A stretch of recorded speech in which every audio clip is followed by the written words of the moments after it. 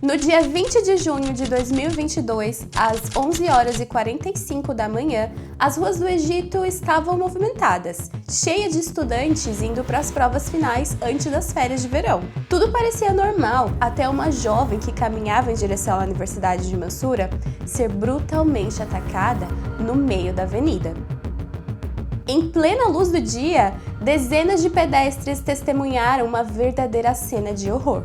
Em meio a gritos, desespero, aquela garota indefesa foi golpeada diversas vezes como um animal de abate. Hoje vocês vão descobrir a história revoltante e trágica de Nayera Ashraf, uma jovem egípcia, linda e ambiciosa, que pagou um alto preço por somente dizer não. E dessa vez eu preciso muito que vocês comentem, deixem o seu like, compartilhem essa história para outras pessoas. Enfim, apoiem nosso conteúdo, porque essa história foi bem difícil de coletar todas as informações. Esse caso foi muito repercutido na mídia, então tem muitos dados falsos, muitas histórias fake, muita coisa errada foi espalhada. E por respeito à própria vítima, à família dela, eu queria trazer a versão confirmada pelas investigações e pela família. Então eu tive que ver muitos vídeos em árabe, foi bem difícil de traduzir tudo isso. E além de tudo, também ajudar a alertar mulheres que estão vivendo situações semelhantes e incentivá-las a buscar ajuda. Eu também queria pedir desculpa se a minha voz hoje não for das melhores. Muita gente já fala mal da minha voz aí, mas infelizmente hoje vocês vão ter que lidar com o fato de eu estar doente, eu tô bem resfriada. Além disso, também eu já não falo português grande parte do meu dia, então às vezes eu acabo comendo algumas letras, algumas palavras, então por favor, me dê uma colher de chá hoje, tá? Que hoje eu não tô muito bem. Enfim, vamos pro escândalo. No vídeo de hoje, nós vamos pro Egito, um país do norte da África com muita influência árabe, repleto de cultura, de tradições, o verdadeiro berço de uma das maiores civilizações da história, mas que também esconde histórias sombrias, como é o caso de hoje. Nayera Ashraf era uma jovem de só 21 anos que cursava a faculdade na Universidade de Mansura. A sua casa, onde ela morava com os pais, ficava em Mahal el-Kubra, uma cidade vizinha a Mansura. Então era muito comum para ela praticamente viajar de ônibus todos os dias que ela tinha aula. Como ela era muito bonita, se vestia super bem, tinha uma família estruturada, ela sempre chamava atenção por onde passava. E até já recebeu diversas propostas de casamento. É bastante comum que as meninas no Egito, principalmente na idade dela, acabem noivando durante o período de universidade, de estudos, e aí elas acabam se casando logo após a colação de grau, né, após a graduação. Mas a Nayara, ela era diferente. Apesar das suas irmãs mais velhas terem escolhido se casar, cuidar da casa, cuidar da família, ela não queria seguir esse caminho. Os seus planos para o futuro eram se graduar, depois entrar numa escola de aeromoça e construir uma carreira de sucesso. E só depois começar a pensar em relacionamento, marido, filho e todas essas coisas. Errada ela não tá, né? Não tem como julgar. O seu pai era super protetor, mas ao mesmo tempo ele era extremamente apaixonado pela filha. Ele demonstrou total apoio para Nayera, apesar de mostrar preocupação com o fato dela trabalhar fora de casa. Ele considerou até investir todo aquele dinheiro que era para comprar o seu enxoval de casamento, como acontece nas tradições, maioria das famílias no Egito, para pagar os seus estudos. O que ele mais queria era ver a filha feliz e bem-sucedida, independente do que ela decidisse fazer. Em 2019, no seu primeiro ano da faculdade, ela conheceu Mohamed Adel, um de seus colegas de classe que também morava na mesma cidade, Mahal el-Kubra. Ele era um dos melhores alunos da classe, só tirava nota alta, mas tinha um comportamento introspectivo, sabe? Aquele cara calmo, até demais, super quietão, só fica na dele, com poucos amigos. Então, esse era o Mohamed. Certo dia, um dos professores pediu para a sala para apresentar uma pesquisa e escolheu alguns alunos da sala para ser meio que responsável por coletar esses trabalhos e entregar para o professor. Como Mohamed era aquele aluno inteligentíssimo, preferido dos professores, ele foi escolhido.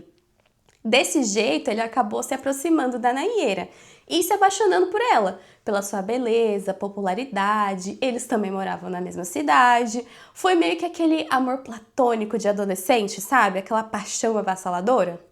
o Mohamed ofereceu ajudar a Nayara com a pesquisa, como uma forma de mostrar que ele estava interessado. E óbvio também usar como pretexto para ver ela fora da aula. Ele começou a mandar mensagens para ela no Facebook, também em outras redes sociais, mas a Nayara não mostrava muito interesse assim não. Ela preferia manter mesmo só aquele contato de colega de classe, tudo ali meio superficial e pronto. Todos os estudantes e os colegas ali da sala meio que já sabiam dessa queda do Mohamed pela Nayara.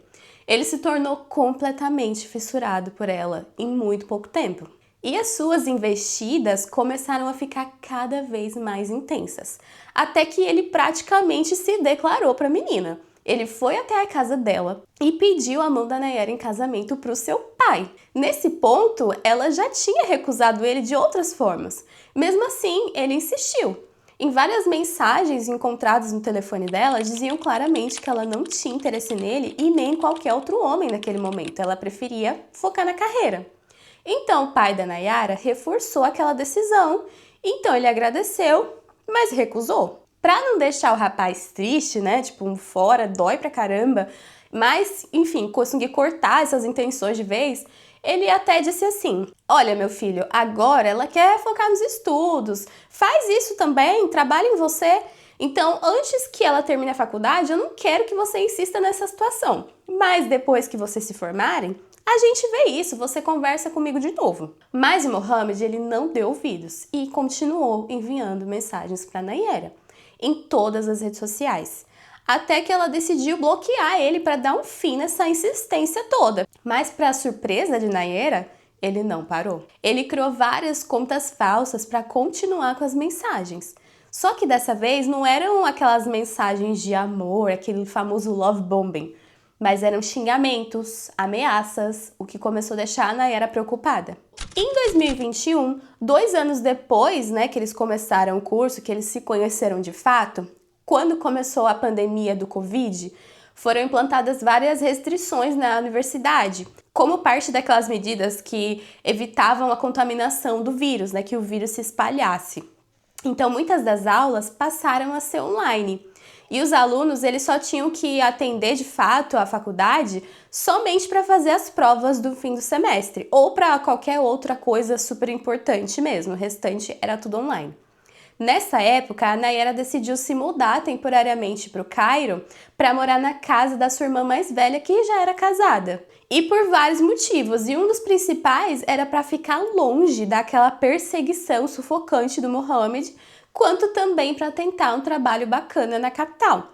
Assim, ela só tinha que voltar para Mahala quando ela precisasse fazer alguma prova na faculdade. Então, a vida dela naquele momento era dividida ali entre essas 3 cidades. Ela vivia basicamente em Cairo, viajava esporadicamente para Mahala, onde vivia a família dela, e quando tinha que fazer alguma coisa na universidade, ela ia até Mansura e voltava para Mahala. E o Mohamed, ele vivia em Mahala e também estudava na mesma faculdade, então ele fazia esse mesmo trajeto. Como Nayara era uma jovem muito bonita, ela começou a pegar vários trabalhos como modelo fotográfica.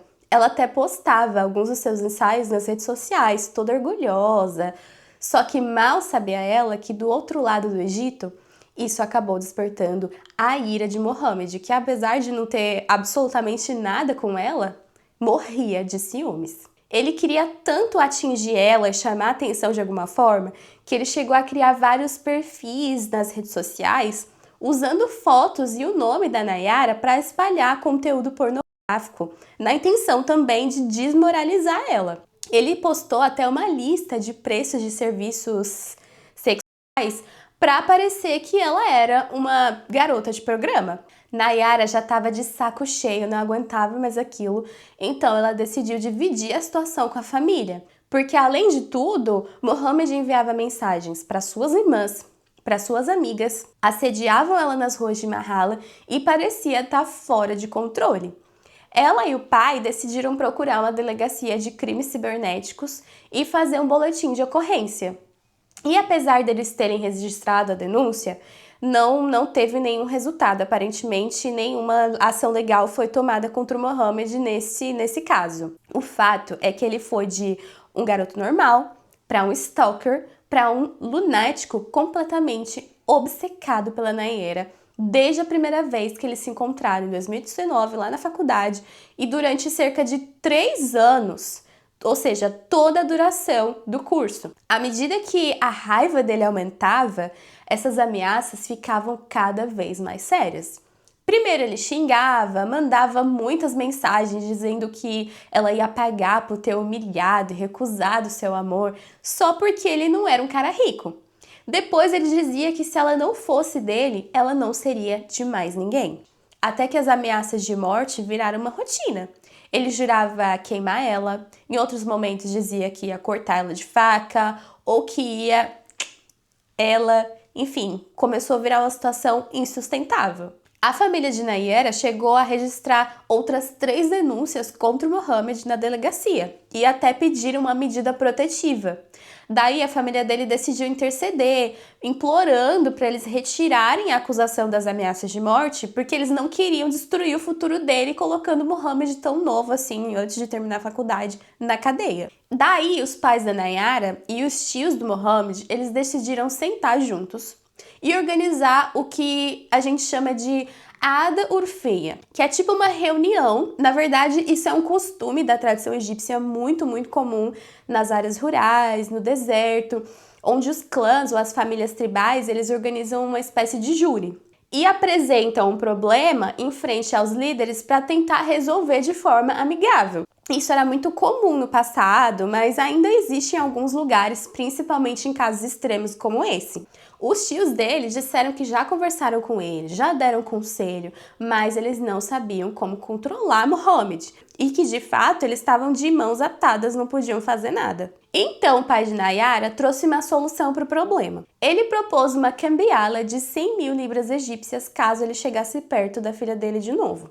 Cambiala, gente, é como se fosse um cheque ou um carnê, onde você faz entre 2 pessoas físicas, né? Você pode exigir que um valor seja pago em um determinado período ou até mesmo em parcelas, com as condições que você quiser.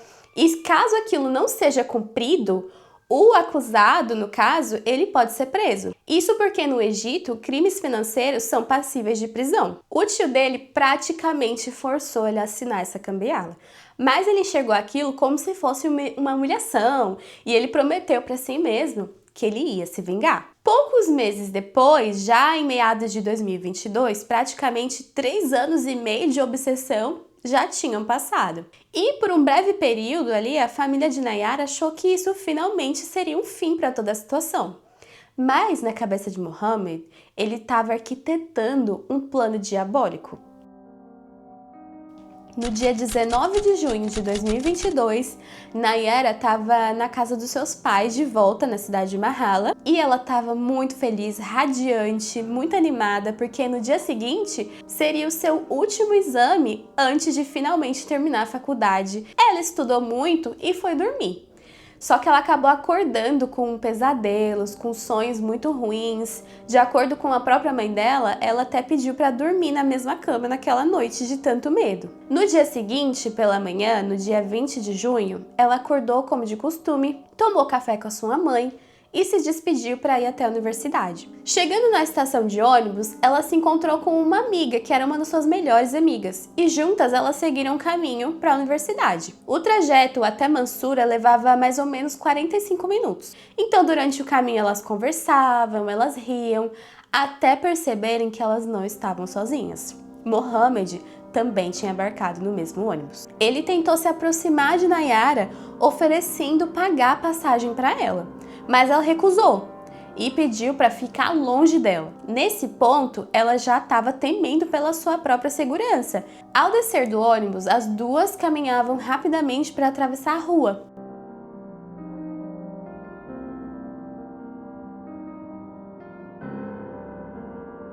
Até que Mohamed a seguiu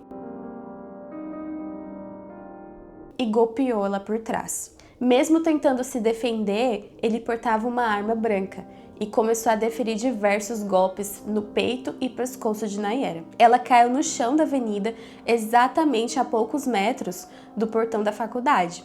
Mas tudo aconteceu de uma forma tão rápida e tão inacreditável que, em poucos segundos, ele deferiu o golpe fatal e deixou ela desacordada no meio-fio. O guarda do prédio atacou Mohamed por trás, tentando desarmar ele, mas já era tarde demais. Em outros vídeos, um homem aparece carregando ela desesperado pelas ruas até uma ambulância, um carro, eu não sei, não ficou muito claro, mas infelizmente ela faleceu no caminho para o hospital. As câmeras de segurança da rua registraram tudo. Os pedestres passando, os alunos de dentro do prédio da faculdade, todo mundo viu.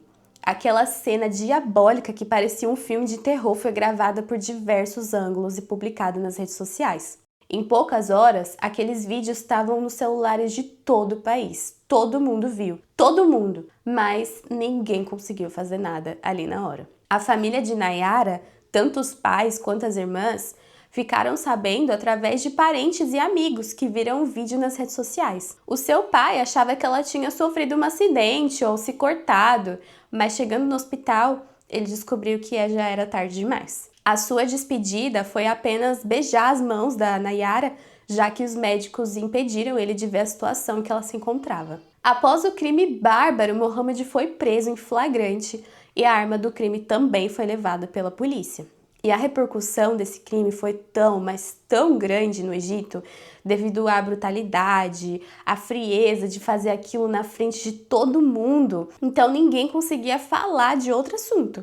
O caso chegou na mídia de todo mundo árabe e todo mundo pedia só por uma coisa: justiça. Só que ao mesmo tempo, muitos rumores e histórias falsas, coisas aleatórias começaram a circular nas redes sociais. Uma das versões que eu vi bastante na época era de que os dois eram noivos, que a Nayara teria decidido terminar com ele, ignorar, maltratar ele, e com isso ele agiu de forma impensada e a atacou. Outras histórias sugeriam que ela era uma menina qualquer, que brincou com os sentimentos dele, que era um bom rapaz, toda aquela história. O próprio Mohamed sustentava essas versões para a polícia. Ele dizia que os dois estavam no relacionamento, que eles estavam juntos e que ele agiu de forma impulsiva. Ele até dizia que planejava fazer o mesmo com a melhor amiga dela, pois ela era o grande motivo para os dois terem se afastado. Então as duas mereciam pagar por ter humilhado ele. Ele vivia num mundinho tão paralelo que ele alegava ter gastado dinheiro com ela, ter dado tudo que ela queria e depois foi maltratado, humilhado. Até as próprias risadas que as meninas davam no ônibus sem saber que ele estava no mesmo lugar, no mesmo ambiente, ele achava que eram para ele, que era uma humilhação, que elas estavam rindo dele. Enquanto isso, em muitas entrevistas, a família dela, desolada, completamente devastada, pedia para o judiciário que aplicasse a maior pena possível para Mohamed, pois a Nayara era sim uma boa menina e que os dois nunca tiveram nada de fato. E ele sim era o grande vilão dessa história. E que além de tudo, mesmo que se ele tivesse alguma coisa, ele não tinha o direito de fazer o que ele fez. Essas duas versões acabaram dividindo a opinião de muita gente, na internet principalmente, ignorando completamente a gravidade do que ele fez. Muita gente acabava defendendo como se fosse justificável, que ele tinha o coração partido, que ela brincou com o coração dele, ou que etc, etc, etc. Enquanto isso, outras pessoas pediam por justiça para Nayara, independente do que tivesse acontecido. Com isso, a justiça egípcia resolveu levar o julgamento para a TV aberta em só 48 horas depois do crime. Eu nunca vi um julgamento tão rápido, inclusive. Assim, todo mundo poderia saber a verdade dessa história e entender o que de fato aconteceu. Num momento histórico, o promotor de justiça, ele abriu a acusação, no último dia, com um texto muito impactante e trouxe todos os detalhes do crime, que para ele foi sim premeditado, ou seja, para ele, Mohamed não agiu de forma impulsiva, mas ele teria planejado e arquitetado todo aquele plano por quase um ano. Um detalhe que poucas pessoas sabiam é que ele trabalhava em um restaurante, então ele tinha conhecimento e habilidade para trabalhar com facas. Por isso que ele escolheu essa arma. Alguns dias antes do crime, ele foi até uma loja de utensílios de cozinha e escolheu uma faca a dedo, nova e que, segundo ele, muito bem afiada. Ele vinha observando a rotina de Nayara por muito tempo e ele sabia que ela ia voltar para Mansura no dia dos exames finais. Como ele sabia que depois que eles se formassem seria muito mais difícil conseguir vê-la de novo, a sua data limite era o último exame. E foi exatamente nesse dia que ele decidiu que seria o fim da Nayara. Ele também não pegou aquele mesmo ônibus por acaso. Outros ônibus passaram antes daquele na estação. Esses fatos mostram que, além dele ter premeditado, ele não queria que nada atrapalhasse a sua intenção de finalmente finalizar os seus planos. Todas as mensagens, os perfis falsos, todas aquelas atividades criminosas, a perseguição contra a Nayara foram expostas também no tribunal. Ligações, mensagens, ameaças e mais de 25 testemunhas, incluindo colegas de classe e funcionários da universidade, foram ouvidos e também confirmavam as alegações. Foi descoberto até que uma outra colega de classe da Nayara também recebeu mensagens em um tom de ameaça pelo Mohamed e que a sua família também teria registrado uma denúncia, mas aparentemente nada aconteceu. Tudo aquilo mostrava o perfil de Mohamed, um homem frio e obcecado, nada a ver com aquela vítima que algumas pessoas acreditavam. A justiça submeteu ele a vários exames, incluindo psicológico, também toxicológico, e nenhum deles apontou nenhuma alteração. Ou seja, ele estava totalmente ciente daqueles atos. Eu até entendo as pessoas duvidarem que alguém completamente são seria capaz de fazer alguma coisa assim tão terrível, sem nenhum escrúpulo, sem nenhum limite na frente de todo mundo. Mas isso fazia parte, gente, daquela fantasia imaginária que ele tinha na cabeça dele. Ele queria se vingar e mostrar para todos que ele era superior, porque na cabeça dele, o fato de ele ser rejeitado era uma humilhação. O julgamento se encerrou com o Mohamed considerado culpado, obviamente, por homicídio premeditado, e ele foi sentenciado à pena capital, de acordo com o Tribunal Criminal de Mansura. A pena também foi confirmada pela Corte de Cassação, que é a última instância, o que significa que a partir desse momento, a partir dessa decisão, ele não poderia recorrer. O Mohamed ficou praticamente 1 ano no corredor da morte cumprindo pena na cadeia, até ter a sua execução procedida no dia 23 de junho de 2023. Muitas autoridades e pessoas até pediram que o evento fosse mostrado na televisão aberta para servir de exemplo. Só que o ato de publicar a data ou imagens das execuções é contra a lei no Egito. Então, o pedido foi completamente negado. Houve muita comoção pública, muitas meninas começaram a ter medo de sair de casa, de ir para a faculdade, de sair sozinha. O que mostra a fragilidade da mulher na sociedade, né? Ele se sentiu completamente livre e desimpedido para fazer algo tão terrível na frente de todo mundo, mesmo sabendo que ele ia ser pego depois. Não tem só uma vez, gente, que eu tenha me deparado com os vídeos, com as notícias sobre a Nayara, que eu não consiga, assim, que eu não me deixou depressiva, sabe? É muito brutal, é muito frio. Não dá pra entender como que um ser humano é capaz de fazer uma coisa dessas. Dá vontade de entrar no vídeo e tentar salvar ela, empurrar ela, é desesperador. Eu não poderia dizer pra vocês que eu fiquei triste por conta da sentença do Mohamed, porque seria uma mentira, tá? Eu concordo completamente com o que o juiz falou. Ele disse que a pena de morte é pouco diante da atrocidade do que ele cometeu à luz do dia, diante de todo mundo. Realmente não tem explicação. Eu só fico imaginando o que se passava na cabeça dele, né? O nível de ilusão, de fantasia, para acreditar que ela pertencia a ele. Muitas vezes a gente acaba fazendo brincadeiras ou até tem atitudes que parecem inofensivas assim na nossa cabeça, mas que reforçam no nosso inconsciente das pessoas que a mulher é uma propriedade do homem, que o homem é uma propriedade da mulher. Gente, isso não existe.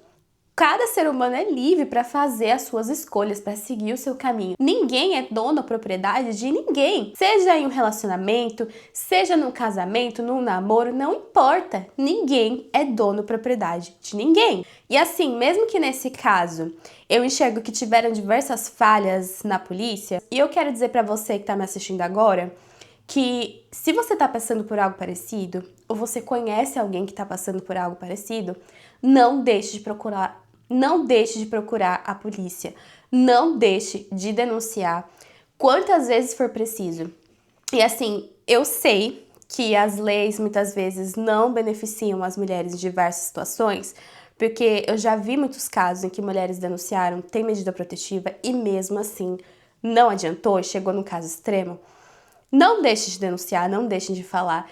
E eu acho que também a gente tem que começar a votar, a escolher políticos, escolher pessoas que representem a gente, que façam leis que defendam a nossa vida, que defendam a nossa segurança. como mulher, até como homem, tá, gente? Porque a gente pode enxergar esse tipo de crime dos dois lados, óbvio que pra mulher é muito mais, nem dá pra comparar, mas a gente enxerga isso dos dois lados. E eu acho que a gente tem que começar a pensar, né? A gente já deveria ter começado a pensar em escolher pessoas que representem a gente, que façam leis que realmente nos defendam. Eu tô trazendo um caso do Egito, mas eu tô tentando trazer uma reflexão, um comentário para vocês, né, que me assistem do Brasil. E eu acho que seria isso, gente. Não deixe de falar, não deixe de denunciar se você conhece alguém que tá passando por algo parecido. E não subestime, sabe? Às vezes a gente pode ver uma mensagem com um tom de ameaça, uma coisa violenta, um comentário, uma atitude, e a gente pensa, ah, isso é bobagem, eu tô só imaginando, ele não vai fazer nada, ela não vai fazer nada. Não subestime a maldade que o ser humano pode chegar. Ele parecia um cara inocente, Mohamed parecia um cara tranquilo, quietinho, introspectivo, e olha só o que aconteceu. Mas enfim, não deixe de se inscrever no canal, de deixar o like nesse vídeo, compartilhar para outras pessoas, deixar o hype também, se você puder, vai ajudar muito, porque ajuda muito o hype a espalhar o vídeo pelo YouTube e chegar em mais pessoas. E muito obrigada por ter assistido até agora. Se você quer ver outros crimes do Oriente, a gente tem uma playlist com outros casos também. Você pode clicar aqui em algum lugar da tela que eu vou deixar, ou também no link aqui nos comentários fixos. Até a próxima sexta-feira com mais um escândalo.